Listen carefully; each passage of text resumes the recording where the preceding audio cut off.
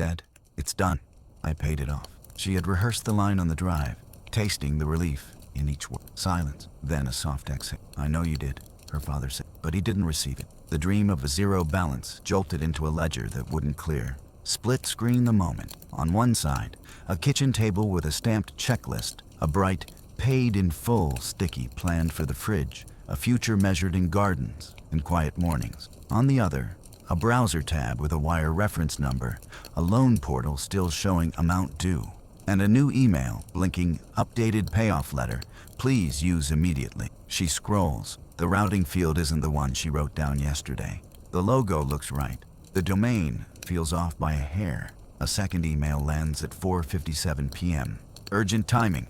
Good through date changes at 5. The bank confirms the wire left. The servicer says nothing arrived. Somewhere in between, a fraud desk flags a hold that isn't hers. This story hangs between two truths. Love wants to move fast. Money only moves safely when it's verified. A gift becomes a question. Trust meets procedure. Was the payoff letter authentic? Who sent the last-minute instruction? Can a wire be recalled after it clears? The phone lies silent on the table, but the room is loud with possibilities. Typo, spoof, inside mix-up, outside attack. We freeze the frame. A father who kept a house through thin years, a daughter who saved to lift the weight, and a balance that refuses to vanish. The next breath decides the arc, panic or process. We will choose process. We will rewind the month around this transfer, pull receipts from inboxes, and map each step against the rails money actually travels. We will test stories against numbers and phone scripts against known good callbacks. The goal is simple and hard. Turn a cold call into a warm confirmation and a vanished wire into a recorded release. First, we define the path we're taking and the care we owe each other as we take it. We begin with the setup. What turns a payoff into a paper trail and back into a paid in full? We'll answer by reconstructing the 30 days around one transfer, the payoff quote request, the good through date and per diem math, the wire submission, the denial that nothing posted, the recall attempts, and the steps that either bring money home or push a verified release across the finish line. Here's our promise. We'll tell this with empathy and receipts, redacted emails, timelines, call logs, and confirmation numbers. Where details are uncertain, we'll say so. Where behavior is alleged, we'll label it alleged. We do not sensationalize, we map. Our aim is clarity for families under stress, so a gift stays a gift. This episode touches hard topic, elder financial abuse, business email compromise, and high-stress conflict between relatives and institution. It is educational, not legal or financial advice. Every case is different. Consult your bank, the loan servicer, and qualified counsel before acting. Method matters. We'll trace each message against known good contact paths, numbers from monthly statements, the servicer's website, or a callback the bank initiates to a registered phone. We'll test updated wiring instructions, domain lookalikes, and DocuSign envelopes that expire at 5 p.m. We'll show how a wire actually travels, Fedwire reference, receiving bank credits, servicer suspense, what a fraud desk hold means, and what a recall or indemnity letter can and cannot do once funds move. Expect contrast. Love versus ledger, gift versus grift, trust versus verification. We'll flag red signals as they appear. Last-minute routing changes, account names that don't match the servicer, payoff letters without watermarks, callback numbers that land in voicemail trees. We'll handle everything contacts, asking for IDs, and urgency that arrives at 4:57 p.m. We'll pair each with a counter move, independent callback, in-branch verification, secure portal uploads, and a written demand that all changes arrive by portal, not email. We'll also bring the recovery playbook, immediate recall request, receiving bank escalation, IC3 filing, police incident number, servicer research ticket, and executive office escalation, with scripts that lower the temperature while raising the priority. Finally, we'll hold space for the people inside the paperwork. This isn't just process, it's a home, a father's calm, and a daughter's intention to do right. Next, we meet the players, the saver, the homeowner, and the gatekeepers between them, and name the stakes they carry. In every step, we'll balance urgency with verification, love with process. We'll keep timelines tight, names redacted, and emotions honored without turning pain into spectacle. Our open loop remains. What turns a payoff into a paper trail and back into a paid in full? The answer lives with humans in this chain. To understand the path forward, we start with who they are, what they fear, and what they cannot afford to lose. He has lived in the house long enough to measure seasons by creaks in the floor. The porch knows his weight. The magnolia knows his pruning schedule. Mortgage payments have followed him through jobs, recessions, holidays, and surgeries. A line item that never blinked. On a fixed income, the math is simple and relentless. Home is not square footage, it is continuity. The idea of a zero balance sounds like oxygen. He is proud and careful, the kind of father who keeps warranty cards in a shoebox and the tax assessor's letter clipped to the fridge. He trusts paper because paper looks back at him. He distrusts links because links can change their faces. He signs in blue ink. He answers unknown numbers with suspicion.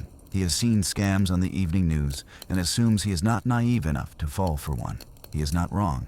The traps are built for people who do everything right. She is the adult child who saved for this moment with a budget named after him. Spreadsheets, automatic transfers, side gigs, all of it pointed toward one call. Dad, it's done. She is organized, cautious, and eager to do it right, not just fast. She reads the fine print, prints confirmation pages, and keeps a folder labeled Payoff Draft. Love motivates, but diligence drives. She knows wire fraud exists, so she requests a payoff letter, checks per diem, and plans an in-branch transfer. She also wants the surprise to land. Between them sits the ecosystem that makes or breaks good intention. On one end, a loan servicer rep who lives inside a headset and a script. They field hundreds of calls a week, pull payoff quotes, recite good-through dates, and warn that interest accrues daily. Their tools can generate new letters at a click. Their training says never change wiring instructions by email. Their cue says clear the line. They are not villains, they are triage. There is also a title or escrow contact, sometimes a real coordinator, sometimes a convincing impersonator. They use names that match signatures on old documents, down to the middle initial. Their emails look right until a dot moves or a letter doubles. They are polite, urgent, and helpful. I can update the letter for you, they say. Use these instructions instead. The other account is undergoing maintenance. They send a DocuSign envelope that expires in hours. The difference between process and pretext hides in 2 pixels. The sending bank manager speaks in controls, not sentiment. Their world is cutoffs, callback protocols, and the difference between ACH and FedWire. They ask for payoff letters on official letterhead, insist on dual authentication, and repeat that wires are final. In their lobby, finance feels physical. 2 signatures, a banker hovering, a receipt that lists a reference string longer than a phone number. They are trained to protect deposits from leaving to the wrong place. They cannot protect dignity from a bad ad. At the other end, the receiving bank's fraud desk is a room most customers never see. Analysts stare at streams of transactions, matching names to accounts and accounts to pattern. They can freeze funds if something pings a rule. A new account receiving a large wire, a mismatch between beneficiary and source, a cluster of similar payments hitting the same node. They do not know this family. They know velocity. They can help if the clock is still running. Now the stakes. For him, the house is not collateral. It is memory. A missing payoff risks late fees, default letters, and a new kind of noise in a life that values quiet. Even if foreclosure is far away, the letterhead looks the same. Anxiety compounds faster than interest. For her, the wire is the shape of years, savings scraped from margins, the overtime she didn't post about, the vacation she didn't take. A recall window closes by the hour. Conversations with banks come with hold music and disclaimers. The difference between a mistake and a loss is procedural speed. Between love and process sits bureaucracy. He trusts her. The ledger does not. Servicers want numbers that match, not stories that ache. Banks want protocols followed, not intentions honored. Fraud teams want logs, not tears. Each gatekeeper has a narrow job. Meanwhile, the family needs one outcome. Either the first wire comes back, or a verified payoff lands, and the lien release follows. It is a home versus a hold, a life savings versus a recall window, a family's trust versus systems designed to prevent exception. This is also a clash of eras. He believes in stamps, counters, and a handshake across a desk. She moves on digital rails where money travels at light speed and receipts live behind logins. He thinks in binders. She thinks in PDFs. He says, "We did it." The system says, "Prove it." Relief speaks the night of the call. Risk speaks the morning after, when the portal still shows due and the fraud desk says pending. Every player here carries a different clock. The servicer posts wires in batches and reconciles suspense accounts overnight. The sending bank can initiate a recall within minutes, then waits for the counterparty's mercy. The receiving bank can freeze or return, but only until funds move again. The impersonator, if there is one, counts on lunch breaks, end-of-day cutoffs, and the human desire to finish a task before the weekend. The family must name these clocks and beat them. Relationships strain when procedure intrudes. He hears "not received" as a reflection on her competence. She hears "verify again" as a judgment on her care. Both are wrong. Both feel true in the moment. The antidote is narration with receipts. Who was called? What was said? Which reference number buying which promise? Stories settle nerves. Numbers settle accounts. The bridge between them is documentation. Our lens will stay humane while it's sharpened. We will treat the servicer as a system, not a villain. The banks as controls, not monolith. The scammers, if present, as opportunists who exploit the seams between departments. Above all, we will center the people who did almost everything right and still found themselves in a gap. That gap is where many families live for a week they never wanted. Hold these portraits as we move forward. Next, we chart the origin story and the paper trail, the payoff request, the good through letter, the email that moved a dot, and the desk where for a moment a gift became a risk. It began with a request, not a wire. Before joy, there was a number, a date, and the arithmetic of per diem interest. She wanted the surprise to land, but she also wanted it to reconcile. So she called the servicer using the number on the monthly statement, waited through the menu, and asked for a payoff quote, good through the end of the month. The rep was efficient. Principal, interest through the 28th, zero late fees, no escrow shortage, they read, and promised an email within the hour. The letter arrived as a PDF, the loan number, the good through date, and a line spelling out wire instruction, bank name, ABA routing, beneficiary name matching the servicer, and a note that interest accrues daily after the date. She printed 2 copies,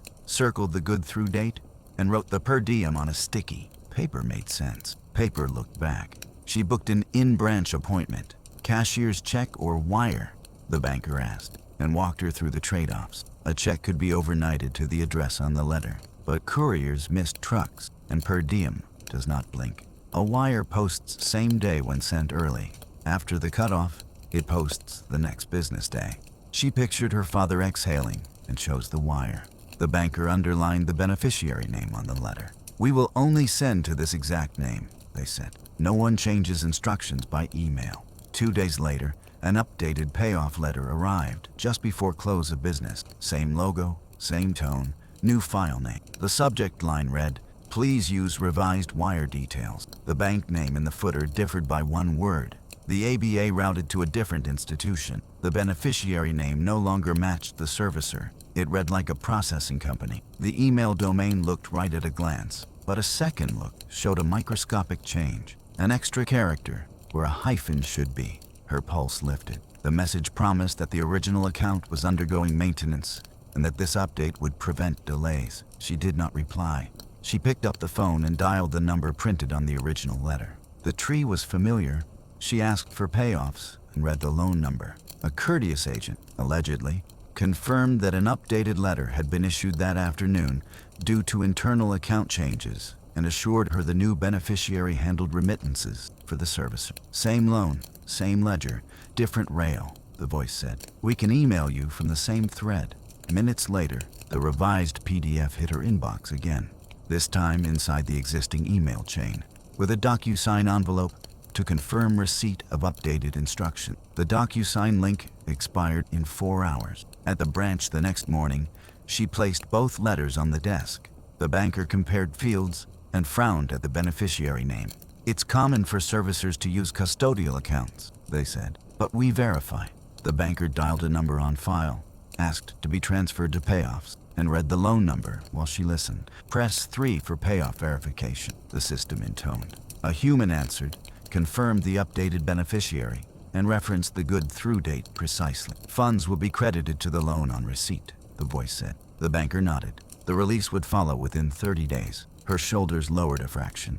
The wire form asked for exactness. ABA routing, beneficiary account number, beneficiary name, bank address, loan number in the reference field, and the loan holder's name for good measure. She and the banker recited digits together, twice. The banker read a disclosure about finality. She signed, handed over her identification, and waited while the system generated a Fed wire reference. "You'll get a text confirmation," the banker said, sliding over a printed receipt.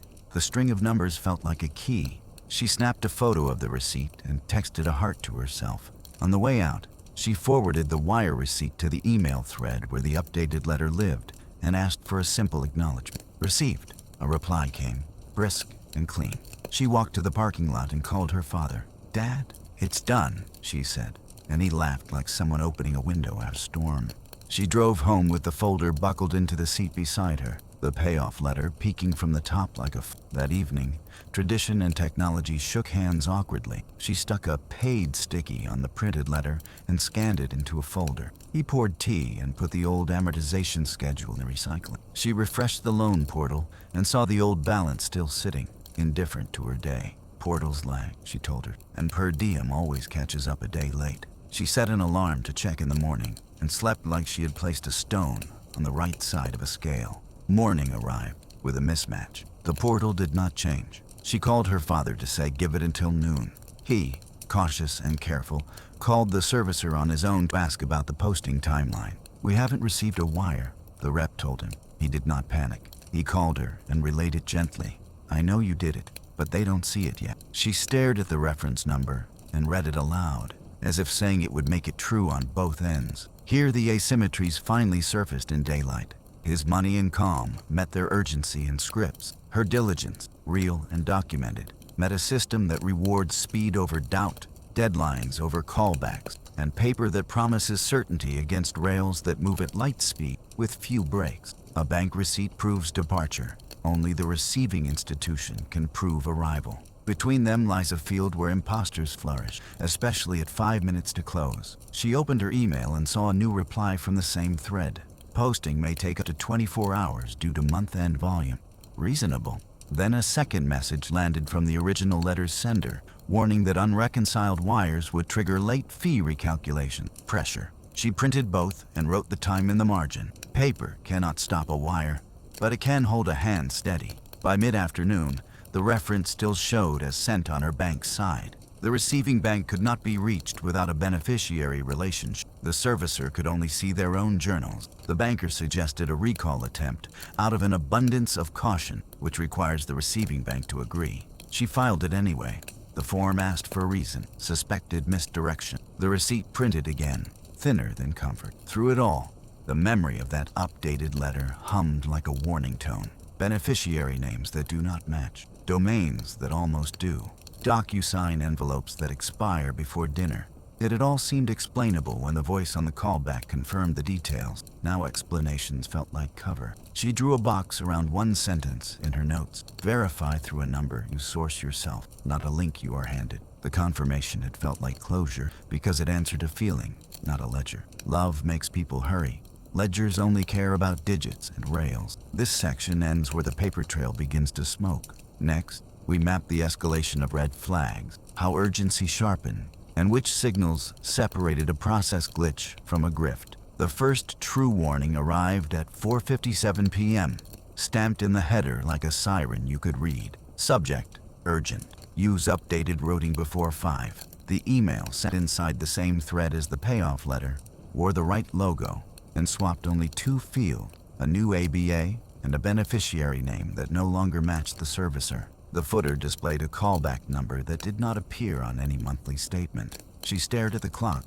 then at the digits. A wire can cross a continent in seconds. Trust needs a minute. She closed the message and dialed the number printed on the original letter instead, because process beats panic, even when the per diem math whispers hurry. The line dropped her into a voicemail, not payoff. Press 1 for insurance, press 2 for escrow, press 3 for everything else. Confirmed. The callback number in the email footer was not on any statement, and it routed to a general inbox that promised a return call within 1 business day. Alleged. Minutes later, a human returned her earlier branch-initiated call and verbally confirmed that an updated beneficiary handled remittances during maintenance. That confirmation arrived alongside a DocuSign envelope with a 4-hour expiration and a revised letter missing the faint watermark present on the first PDF. Paper promises certainty. Small absences announce risk. She printed both versions and could feel the difference under her fingers. Names should line up like tracks. The beneficiary on the original letter read the servicer's legal name.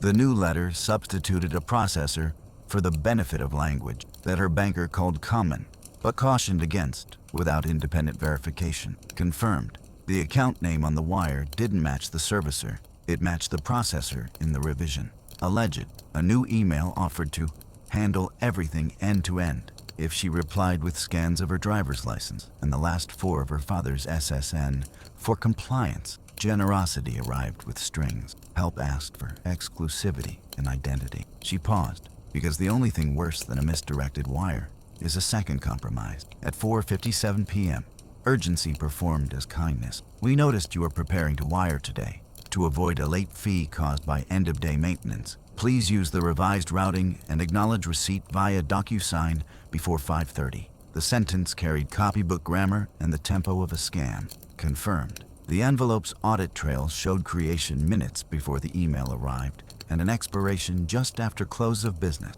Alleged. When she called the generic callback, a recorded voice thanked her and promised a specialist would return her call tomorrow. Public competence used professional fonts. Confusion sat on hold. She printed the envelope summary and wrote the times in the margin. The letters themselves began to betray their author. The original carried a faint diagonal watermark and a footer listing 3 addresses the servicer publishes on its website. The revision lost the watermark and gained a new street line that did not appear on any public page. The PDF properties showed a different creator application. Confirmed. The email header traced through a relay not used in earlier correspondence. Alleged.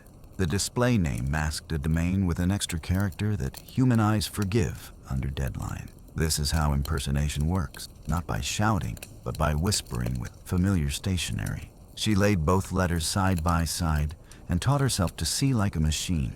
Protection kept arriving dressed as surveillance. Confirmed. Within an hour of the wire, the loan portal sent a password reset notice the father had not requested. Minutes later, his email showed a security alert about a new device sign in attempt. Alleged. A postal change of address confirmation card appeared the next day, addressed to him but referencing a forwarding request he never filed. Forwarded mail hides statements. Forwarded email rules hide confirmation. When she checked her own inbox settings, she found no new rules. Alleged. Server logs later suggested that messages containing the words payoff and wire had been auto-forwarded during a narrow window to an address 1 letter off from the servicer's domain. The pattern smelled coordinated. Help kept knocking. The "We'll handle everything" contact wrote again, this time offering to liaise with both banks and the servicer at no cost. If she would email photos of her ID and her father's, sign a limited power of attorney, and route all communications through him so the narrative stays consistent. Confirmed. The attached form granted exclusivity and a success fee on any recovered funds. Alleged. When she declined, he replied that delays would jeopardize your recall win and urged immediate action to protect your father. Generosity framed itself as rescue. The price was control. She archived the thread and added the domain to a block list her banker helped configure. Institutions spoke in perfect sentences that meant maybe. The sending bank confirmed the wire had departed and initiated a recall out of an abundance of caution. The receiving bank reached through channels, offered a status the fraud desk calls soft hold,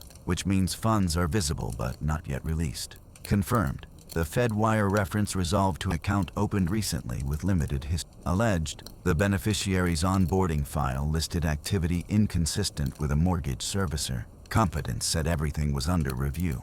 Confusion meant no one could promise the outcome, only process. Case numbers, escalation tiers, business day clocks. She wrote phrases down, then translated them for her father in words that sounded like furniture rather than fire. The emails did not stop when the bank clock started. Another updated instruction appeared the next day, this time urging her to sign an authorization to reroute funds so the team could credit the loan faster.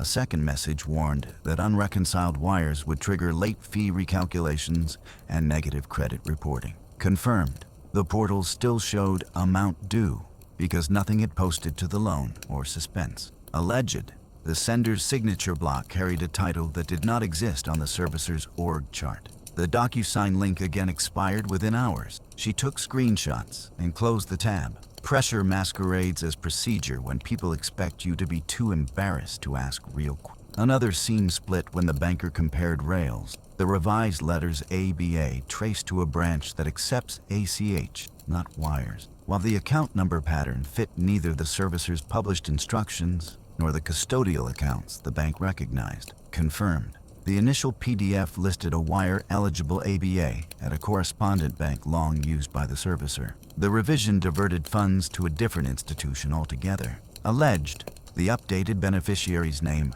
resembled a legitimate remittance vendor that handled lockbox, not payoff. Mismatches like these are classic business email compromise signals. Change the rail, change the name, add urgency, and send just before cutoff. The tactic bets on momentum and on the human wish to finish what love began. By the third day, the pattern was undeniable. Urgent emails altered rails at the edge of business hours. Letters lost watermarks and gained new addresses. Callback numbers routed to nowhere. Names drifted away from the servicer. Envelopes expired before anyone could think. Helpers demanded IDs and control. Protection echoed as surveillance through resets and forwards. Poise masked uncertainty. Red flags do not always scream.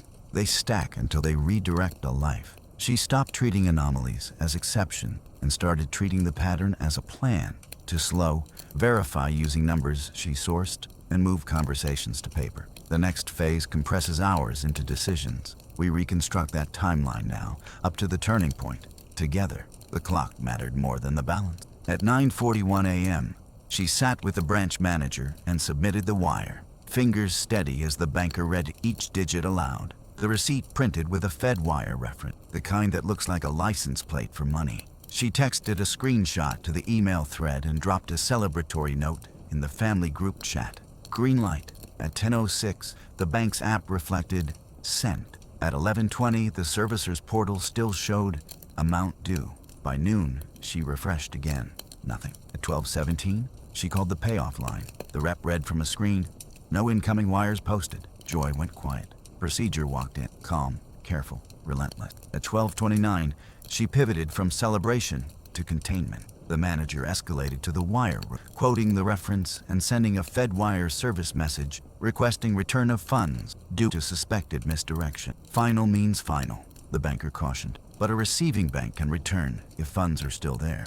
At 12:41, the sending bank's Security Operations Center opened a case and placed alerts on related accounts. At 1:06, the receiving bank acknowledged receipt of the service message and noted the account was newly opened. A freeze held the wire in place. At 1:22, she filed an IC3 complaint with the FBI, attaching redacted copies of payoff letters. At 1:47, she obtained a police incident number. At 2:03, she called the servicer again, this time asking for research, not reassurance. The agent opened a ticket and read a script. Posting can take 24 hours. She asked for executive support. The call moved to a supervisor who confirmed no receipt in suspense and provided a case ID. At 2:41, the branch manager escalated to the bank's executive response team. A senior specialist joined the thread and promised updates from the wire room. In the family chat, confetti still drifted from morning message. She muted it. Quiet clarity required lists, reference numbers, names, lines. At 3:10, she emailed a packet to both banks, attaching timelines, headers, and the revised letter that troubled her. At 3:28, the receiving bank's fraud desk called the sending bank, not her, and confirmed a temporary freeze pending enhanced due diligence. At 3:48, her banker relayed the note, funds visible, not released. At 4:07, the wire room sent a second Fedwire service message with fuller context, including IMAD, and OMAD references, and the police incident number. At 4:19, a detective returned her call and logged the payoff letter fax as potential business email compromise. At 4:57, another urgent email hit her inbox, urging her to sign an authorization to reroute funds. The DocuSign link expired in hours. She did not sign. The family chat pinged with heart emojis. She let them sit. Quiet clarity over party noise. At 6:12 p.m., she stopped refreshing and started dissecting. She opened the email headers and saw the drift, a domain with an extra character and a relay not used in earlier messages. The revised letter lacked a watermark and listed a street address that didn't appear on the servicer's site. She printed both letters and circled differences in red. At 6:33, she called the number on the statement, asked for the security team, and requested a supervisor callback to a known phone. At 6:51, a supervisor returned the call, authenticated her with a loan number and mailing zip, and said, "We do not change wire instructions by email. We do not use DocuSign for payoffs." At 7:08, the supervisor transferred her to the servicer's escalation team. On a recorded line, they verified the original payoff letter's instructions, read the account name that matched the first PDF, and flagged the spoof domain for takedown. They pushed a copy of the valid letter into the secure portal attached to the loan, not email, and set a callback for the next morning with remittance and her branch manager present. At 7:23, her banker forwarded the fraud desk note. The receiving bank had extended the freeze while it validated the beneficiary's onboarding file. At 7:41, the wire room dispatched a Fedwire service message requesting return by agreement. Process replaced panic. Lists became a plan. Morning reset the tempo. At 8:30 a.m., the scheduled three-way call connected her, the branch manager, and the servicer's remittance lead. On speaker, the lead read the verified wire instructions that matched the original letter and confirmed two independent numbers from the servicer's website. The manager repeated each field, then asked for a faxed verification on letterhead to the branch. At 8:47, it arrived through a secure channel. The plan was blunt. Execute a second, verified payoff today, with dual controls while the recall worked. If the first wire returned, the servicer would reconcile and refund. If it didn't, the second would clear the lien. The lead promised release within 30 days, following receipt promptly. At 9:22, they met at the branch desk again. Dual controls meant two bankers entered the data separately, reconciled entries field by field, and printed two copies of the verification. The manager called the servicer using the published number, requested payoff verification, and read the beneficiary name, ABA, and account number aloud. The remittance lead confirmed, then generated a secure portal acknowledgement. At 9:41, she signed the second wire request and initialed the disclosure. At 9:49, a fresh Fedwire reference printed. No emojis, no announcement. She slid the receipt into a new folder marked Verified Payoff and crossed out the celebratory sticker waiting on her fridge. Quiet clarity beats noise when money must land. At 10:06, the wire room confirmed the second transfer had departed. At 10:19, the servicer's portal still lagged, but the remittance lead emailed through the portal, acknowledging receipt pending post. At 10:33, the receiving bank on the first wire updated status to WASUS as pending return by agreement. At 11:14, the sending bank's SOC recorded an inbound credit from the receiving bank for the full amount, less a service fee that the bank agreed to waive. At 12:03, the servicer posted the verified payoff and generated a confirmation number. She called her father. He exhaled. No cheering, just breathing. The lien release would record within 30 days. She updated the family chat with a single line, confirmed. The turning point was not a sting. It was a change in tempo. She stopped answering the loudest email and started trusting the checklist. Source numbers yourself. Verify on a recorded callback. Move documents to a secure portal. Require dual controls in branch and keep receipts with times in the margin. Party noise had arrived in the morning. Clarity carried afternoon. Love had wanted to move fast. The ledger required method. By evening today, the first wire was on its way home.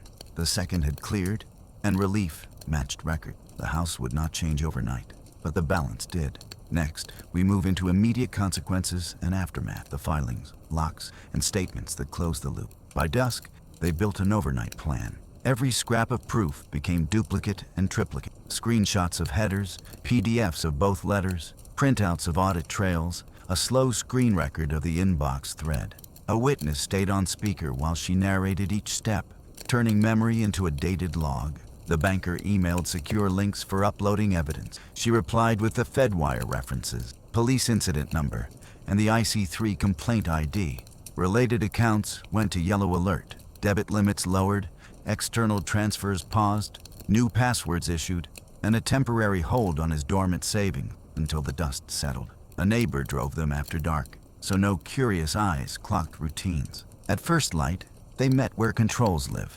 The branch's fraud officer walked them through affidavits, attached the timeline, and forwarded the package to the wired room in executive response. The servicer's research unit joined a scheduled callback, confirmed the verified receipt, and opened a remittance reconciliation ticket with a response SLA in writing. When title counsel was looped, they verified that a full reconveyance would be prepared upon posting and recorded with the county within statutory timeline, with a copy mailed and a portal copy archived. The receiving bank reported pending return by agreement, then confirmed the credit hit. The sending bank waived fees and documented the reversal and second transfer in one statement. Trust and escrow required cleanup.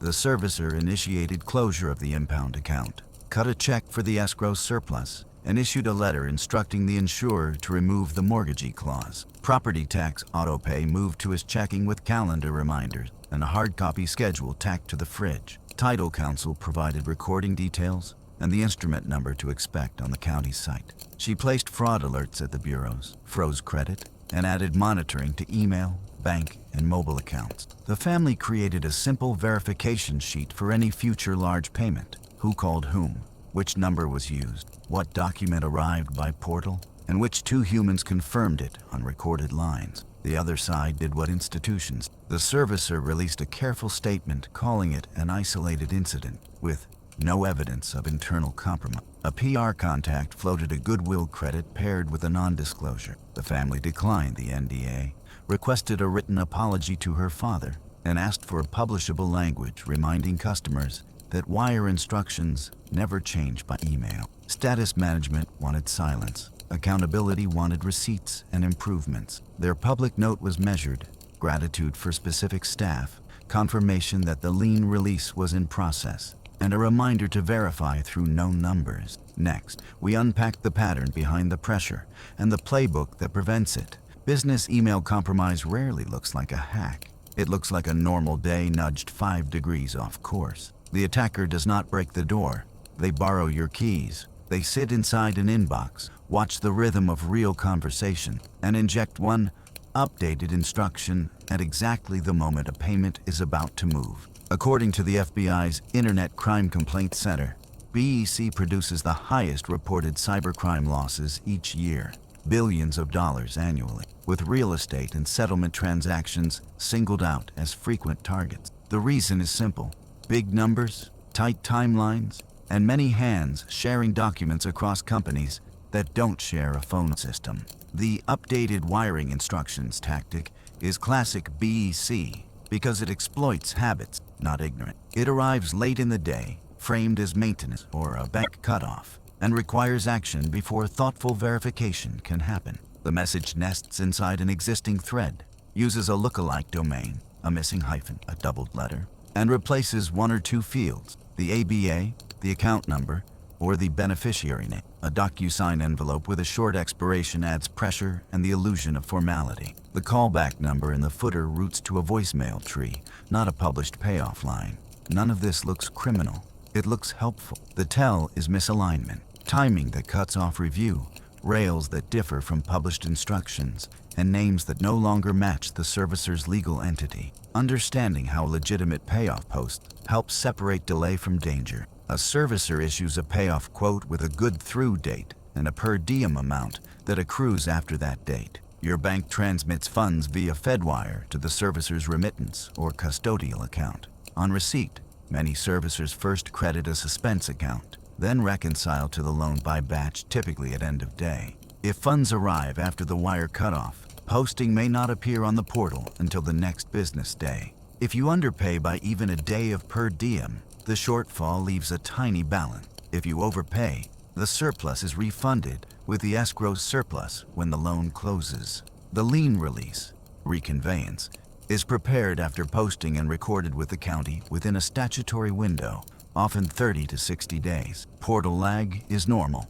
Silence about receipt is not. Wire recall mechanics are blunt. Under UCC Article 4A, wires are considered final when accepted by the receiving bank. There is no chargeback, right, like card dispute, and Regulation E consumer protections for electronic transfers do not apply to Fedwire. Recovery depends on speed, collaboration, and whether funds remain in the destination account. The sending bank's wire room can send a Fedwire service message requesting return of funds, and its Security Operations Center can call the receiving bank's fraud team to ask for a freeze. If the receiving bank agrees and the money is still there, the return can happen the same day. If funds have been withdrawn or moved to other institutions, the odds drop quickly. Police reports and IC3 filings provide case numbers that help banks justify holds and prove intent, but they do not compel a return. The earlier the request, the better the chance. Title and escrow professionals exist to reduce this exact risk in sales and refinancing. They validate instructions through established channels, hold money in insured trust accounts, and disperse only after documents record. Their communications run through secure portals, and their payoff letters come from known remittance desks. In a consumer-initiated payoff outside a closing, you become your own closer. That means adopting their controls. Insist that instructions arrive through a secure portal tied to the loan, never by open email. Require a callback to a number you found on a statement or the servicer's website, and move the final step into a branch with dual control verification. An actual title agent will not send last-minute DocuSign demands for payoff wires or ask for IDs by reply email to handle everything. Independent callback verification is non-negotiable. The safe sequence is boring.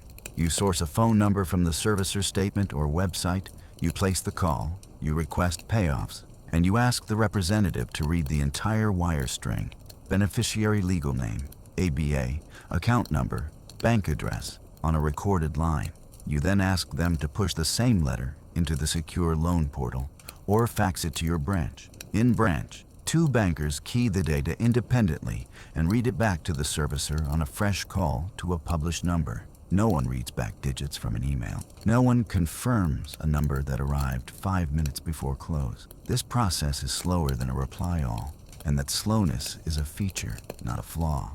Attackers exploit not just email, but the whole environment around a payoff. In many cases, they set forwarding rules inside a compromised mailbox to capture messages containing words like wire, payoff, or routing, then delete sent items so the victim cannot see what left. They may attempt password resets on servicer portals or file postal change of address requests to intercept paper confirmations. These signals, unexpected resets, new device alerts, and mail notices, are not separate annoyances. They are part of the same campaign. The right response is layered. Change passwords from a clean device, add two-factor authentication, audit forwarding rules, close email sessions, and alert both the servicer and banks to watch for follow-on attempts. The data supports caution. Recent IC3 reports list tens of thousands of BEC complaints each year, with adjusted losses in the billion. Real estate-related BEC continues to account for a meaningful share because closing funds and payoffs move on predictable calendars and often involve parties who have never worked together. Industry groups warn that end-of-day updated instructions are a top indicator of compromise. Banks publish advisories reminding customers that legitimate institutions do not change payoff wiring by email, and that beneficiary names must match exactly. These aren't theoretical caution. They are the distilled lessons of thousands of ruined mornings. All of this collapses into a contrast between two narratives. The first says, we trust the email. It rewards speed, favors convenience, and treats professional fonts as proof.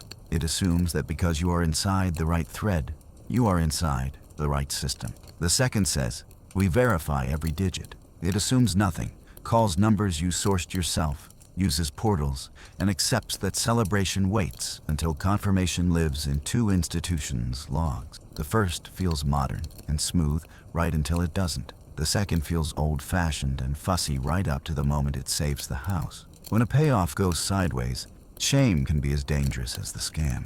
Families hide mistakes, delay calls, or argue about fault while recall windows close. The corrective is a script, not a scold. Log the timeline, call the sending bank, and request a recall.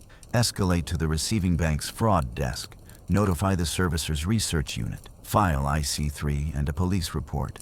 And move communications to one email with strong authentication. Pair each action with a receipt, case numbers, names, and times. Procedures won't erase risk. They will concentrate effort where it counts. And, as in this case, create two doors to success. A return of the first wire, or a verified second payoff that clears the lien. Next, we convert this analysis into a practical kit.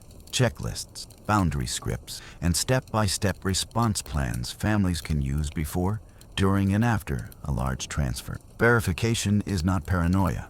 It is respect for the rails money rides. Start with grace. The fastest way to lose money is to move fast and stay silent. The fastest way to recover is to slow down and speak in receipts. Shame wastes recall windows. Procedure buys them. This kit is built to prevent and, if needed, to respond. Use it before emotion takes the wheel. Your North Star is simple. We verify every digit using numbers we source ourselves, and we leave a paper trail others can follow. If a message arrives with urgency, we answer with pacing. If a promise arrives without proof, we answer with process. Calm is a tactic. Documentation is mercy. Know the red flags before they dress up as help. Domain spoofing hides in one extra character, a missing hyphen, or a relay server you have never seen in earlier headers. Mismatched account names are not trivia. A legitimate payoff letter uses the servicer's legal name, not a vague processor that appeared yesterday.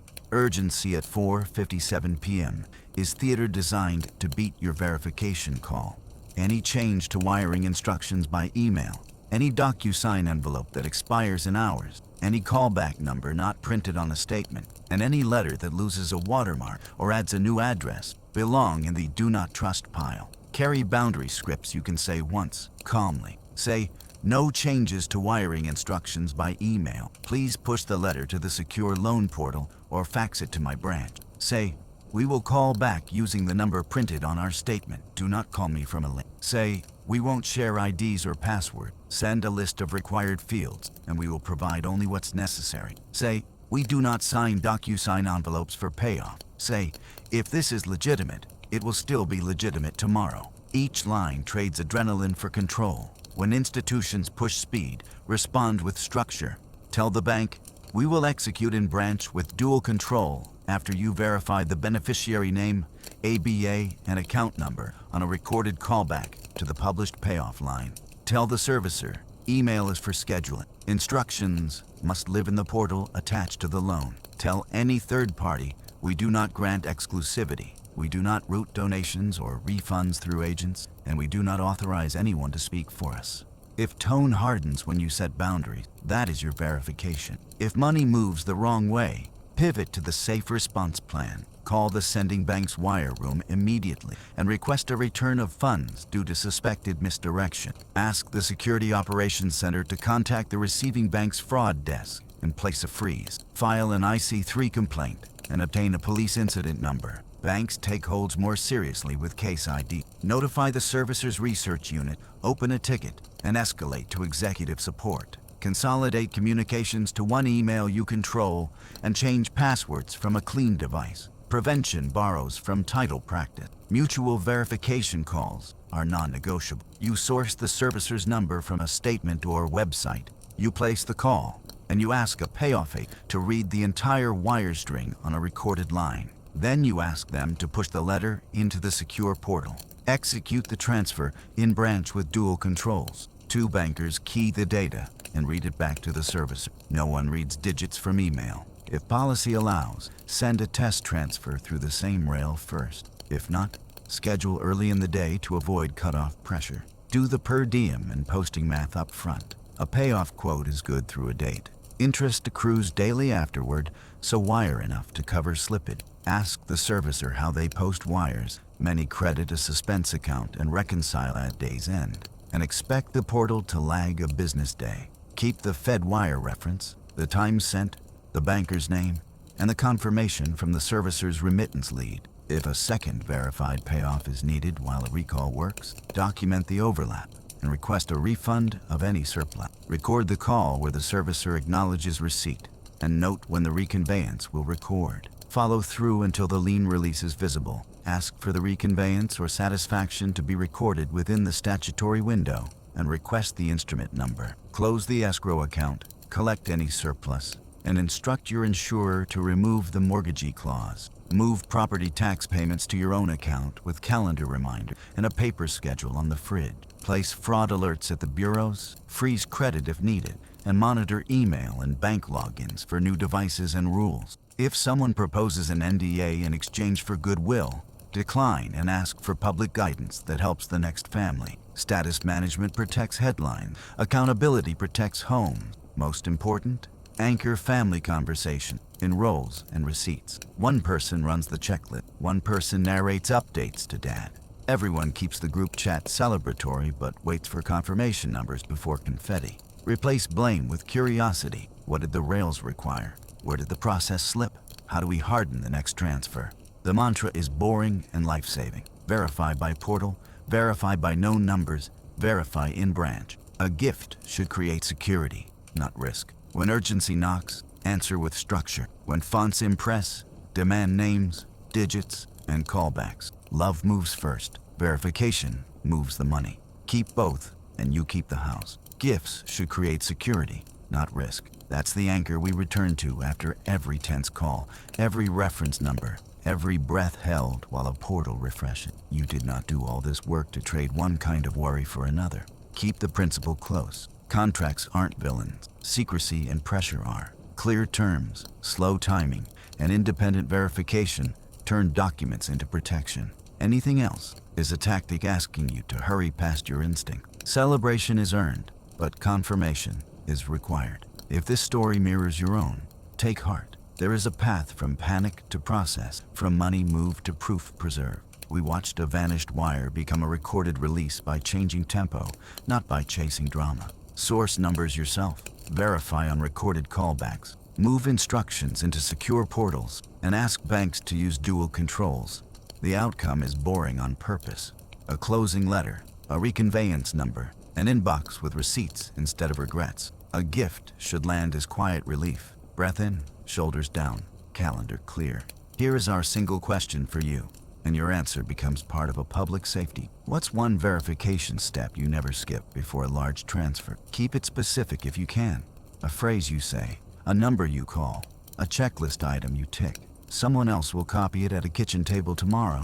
If this helped, subscribe and stay with us. Next episode, we'll publish the Verified Payoff Protocol.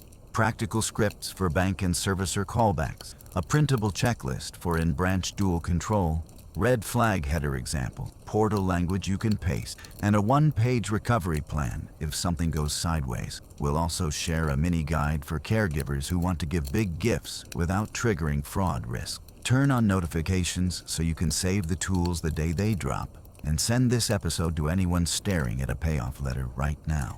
Remember the contrast that protects family. Money moved versus proof preserved. Applause versus paperwork. Instinct versus procedure. Keep copies of payoff letters, Fed wire references, and portal acknowledgments. Track the lien release until it records. Share this story with the person in your life who handles statements and calendars. When something feels off, freeze the frame and call back on a number you sourced. You are not being difficult. You are being diligent. That difference is how homes stay homes. Before you go, make a short promise to yourself. No changes by email, no signatures under countdowns, and no wire without a callback to a number you sourced. When money has to move, let love motivate the decision, and let verification move the funds. That's not paranoia. That's respect for the rails and for the people you're protecting. Thank you for watching, for caring out loud, and for meeting anxious moments with structure instead of shame. We read every comment. Tell us your one step. Save the checklist when it arrives. And may your next paid in full feel as calm as it looks in writing.